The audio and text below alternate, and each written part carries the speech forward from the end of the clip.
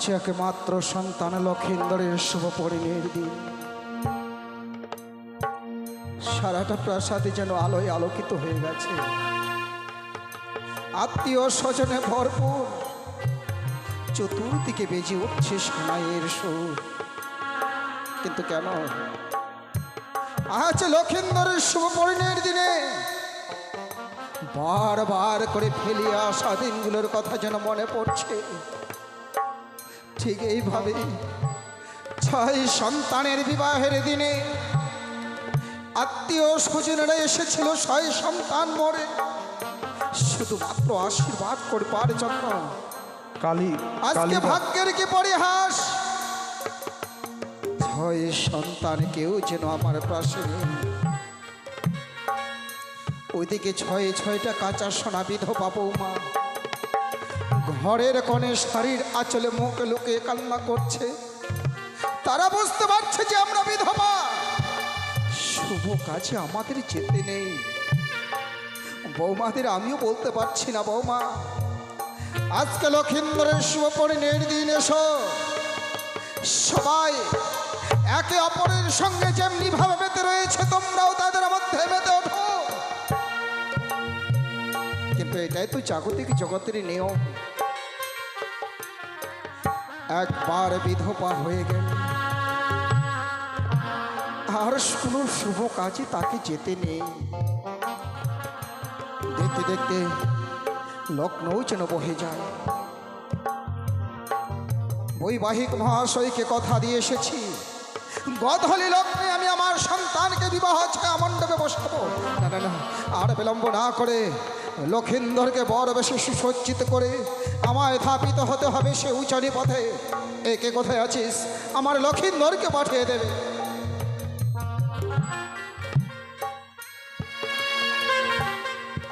আপনার চরণে প্রণাম জানাই পিতা। আশীর্বাদ করি পুত্র, দীর্ঘ আয়ু হোক তোমার। বলুন আপনি আমায় কেন ডেকেছেন? লখাইরি, আজ তোমার শুভ পরিণয়ের দিন, আর আমাদের শাস্ত্রে রয়েছে শুভ পরিণয়ের দিনে নববর বেশে সুসজ্জিত হয়ে যেতে হয় সে বিবাহ যাত্রায়। তাই সুদর্শ কারিগর দ্বারা নির্মিত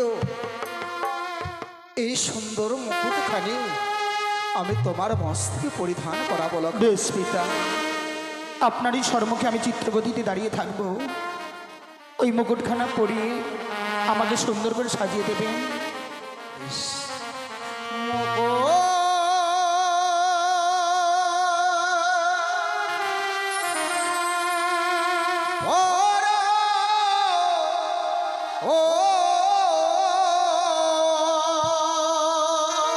পিতা পিতা ওরে আমার লখা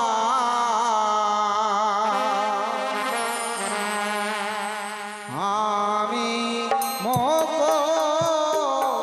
পরব মস্তকে।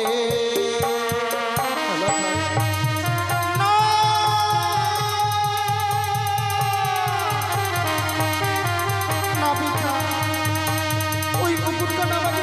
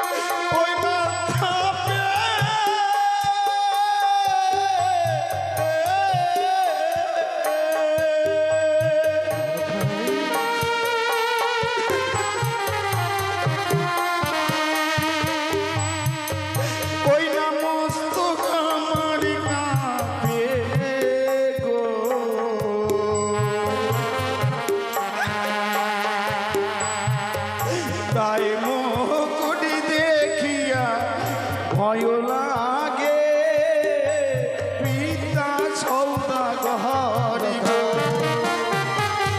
মুকুট দেখে তুমি ভয় পাচ্ছো? ওই মুকুটের তাপে যেন মস্তক কানা কেঁপে ওঠে। পারবো না পিতা, পারবো না।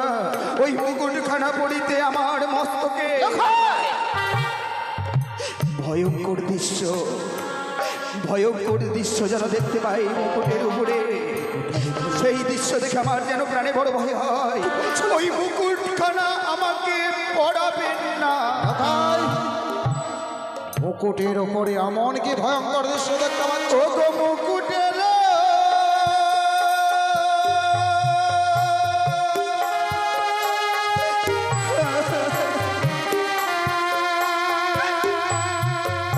ওই নাই উপরে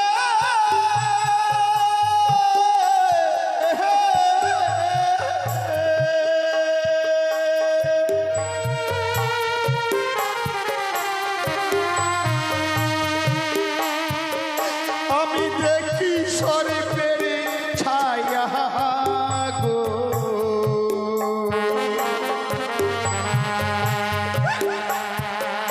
তাই মুকুট দেখিয়া ভয় লাগে আমি মরি কাঁদে গো।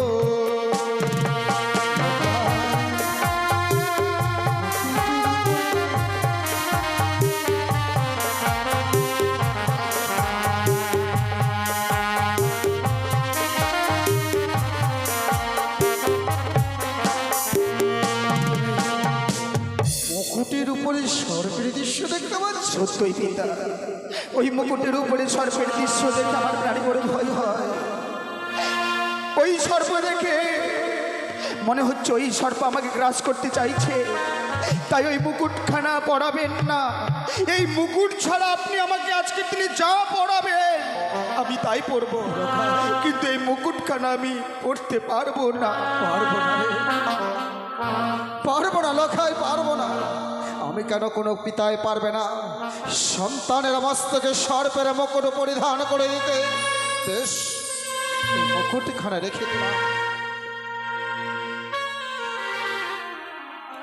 কিন্তু লখাই, মালির দ্বারা গন্থিত ফুলের মালা, যে ফুলের মালা উজানি নগরে বাচস্পতির কন্যা বেহুলা বালিকে তোমাকে মাল্যদান করতে হবে, 7 পাকে বদ্ধ করে মাল্যদান করতে হবে, সেই মালা তো তোমাকে পরিধান করতে হবে লখাই। বেশ পিতা, এই মালাখানা আমি নিশ্চয়ই গলায় ধারণ করব।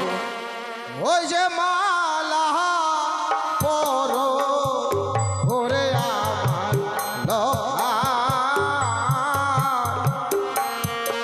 আমি মালা পরাবো তোর গলে দে।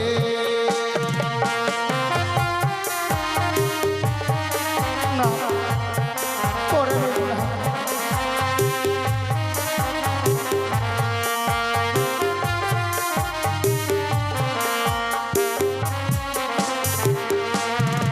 বসে মালা না পরাবে ও গো পিতা সদাগর, ও গো বাবা মালা দেখিয়া ভয় কি লাগে। বলছো লখাই? ওই মালা দেখে আমার প্রাণে বড় ভয় হয়। তো কেন? ওই সে মালার উপরে দেখি সর্বে ছায়া গো। ও গো বাবা মালা দেখিয়া প্রাণ এই মালার মধ্যেও যেন আমি সর্পের দৃশ্য দেখতে পাচ্ছি। এই মালা আমাকে পড়াবেন না। জানি মুকুট মালার উপরে কেন সর্পের দৃশ্য দেখতে পাচ্ছ জানো? কেন? ওই রাক্ষস হয়! ওই রাক্ষস বেটি কানি অদূর হইতে সর্পের ভয় দেখে চাইছে তোমার বিবাহ ভেঙে দিতে। তারও শত চেষ্টা আমি ব্যর্থ করে দেব।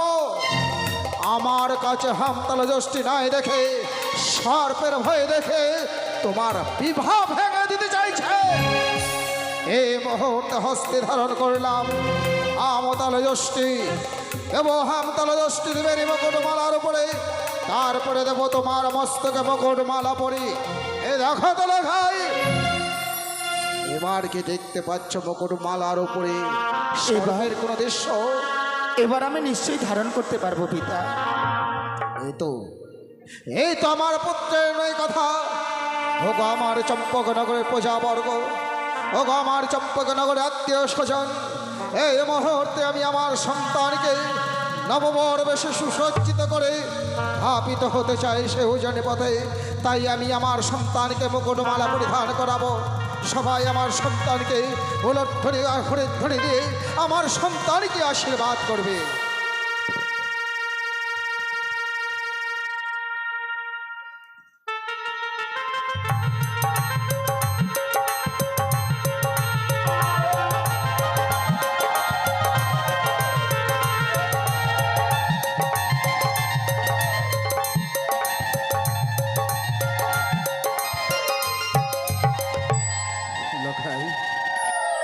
বলুন পিতা। এই মুহূর্তে দেখে মনে হয় গলগ বৈকুণ্ঠ থেকে নারায়ণী নেমে এসেছে আমার সোনার চম্পকনগরে। কিন্তু লক্ষ্মী বিনে তো নারায়ণের শোভা পায় না পুত্র, যার জন্য আমাদের ধাপিত হতে হবে সে উজানি নগরে। তাই আজ তোমার শুভ পরিণয়। এতদিনে তোমাকে আমি একটাই শিক্ষা দিয়ে এসেছিলাম, পিতা স্বর্গ পিতা ধর্ম পিতা হি পরমন্তব পিত পিতিমা পরণে পিয়ন্তে সর্বদেবতা। কিন্তু আজকের দিনে আমি যদি তোমাকে আরো এক নতুন শিক্ষা দিতে চাই। বলুন পিতা, যা শিক্ষা দেবেন আপনার শিক্ষা আমি মাথা পেতে গ্রহণ করব। শাস্ত্রীও বলেছে জননী জন্মভূমি স্বর্গাদপি গড়িয়েছি। ওরে কোনো শুভযাত্রা পথে অগ্রসর হওয়ার পূর্বে যদি জন্মদাতা পিতামাতার চরণে প্রণাম জানিয়ে জন্মদাতা পিতামাতার কাছ থেকে বিদায় নেওয়া যায়, ওই শুভযাত্রা পথে কখনো কোনো বিঘ্ন ঘনিয়ে আসে না পুত্র। তাই আমি চাই এই মুহূর্তে তুমি তোমার গর্ভধারিণী জননীর কাছ থেকে বিদায় নিয়ে তুমি আমার আপনি ঠিকই বলেছেন। আজকে হচ্ছে আমার বিয়ে। এই বিয়ের দিনে মায়ের কথা আমি ভুলে গিয়েছিলাম। যে মা আমাকে 10 মাস 10 দিন গর্ভে ধারণ করেছে, যে মায়ের বক্ষ সুধা পান করে আমি পৃথিবীতে এত বড় হয়েছি, ভুলেই গিয়েছিলাম আমি সেই মায়ের কথা গো। যে মা আমাকে ছাড়া এক মুহূর্ত থাকে না, এক মুহূর্তের জন্য চোখের আড়াল হয়ে গেলে লখাই লখাই বলে পাগলের নেই হয়ে যায়। এই শুভ দিনে মায়ের কথা আমি ভুলে গিয়েছিলাম। আমি যাব পিতা, এই মুহূর্তে মায়ের কাছে ছুটে যাব।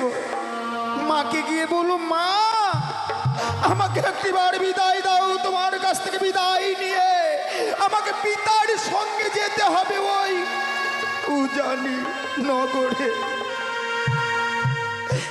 আপনি কিছুক্ষণ অপেক্ষা করেন, এই মুহূর্তে মায়ের কাছ থেকে বিদায় নিয়ে এসে আপনার সঙ্গে যাব ওই ওই উজানি নগরে। চলে গেল। বলতে বলতে লক্ষিন্দর যেন তার গর্ভধারিণী জননীর কাছ থেকে বিদায় নিতে চলে গেল।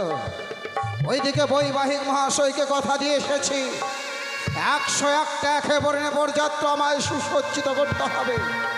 সবে মাত্র লক্ষিন্দরকে সুসজ্জিত করেছি, আর বিলম্ব না করে এই মুহূর্তে করবো 100